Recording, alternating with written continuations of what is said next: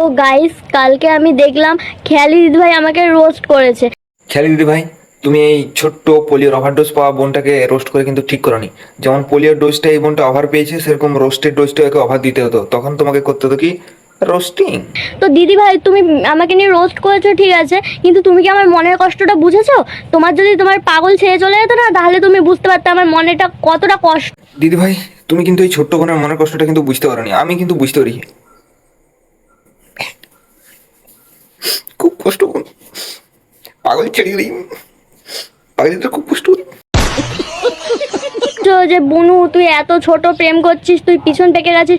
বোনের পিছন শুধু পাকেনি, পুরো একদম ইঁচড়ে পেকে গেছে। কই তুমি বুকে হাত দিয়ে বলো যে তুমি যে ছোটবেলা থেকে কোনো প্রেম করনি। তুমি কই বুকে হাত থেকে বলো এটা। বুকে হাত রেখে সত্যি কথা বলছি বোন, আমরা যে জেনারেশনের ছেলে মেয়ে, তোর মতো বয়সে আমরা স্কুল যেতাম খেঁকড়ি খেতে, আর ছোট ছোট খেলাবাটি নিয়ে আমরা ভাত তরকারি রান্না খেলতাম। প্রেম মারাতাম না তোর মতো। যদি বলো বয়সের কথা, তাহলে তো আমি আগেই বলে দিয়েছি যে প্রেম করার কোনো বয়স হয় না। অল্প বয়সে পাকলে তাল, তার দুঃখ চিরকাল। আর তুমি যদি বলো যে আমি বুকে হাত দিয়ে বলছি আমি কোনো প্রেম করিনি, তাহলে না তোমার পোলিওর ডোজটা একটু কম পড়ে গেছে।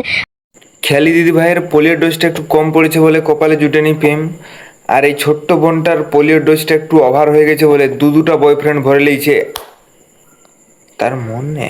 ছোট্ট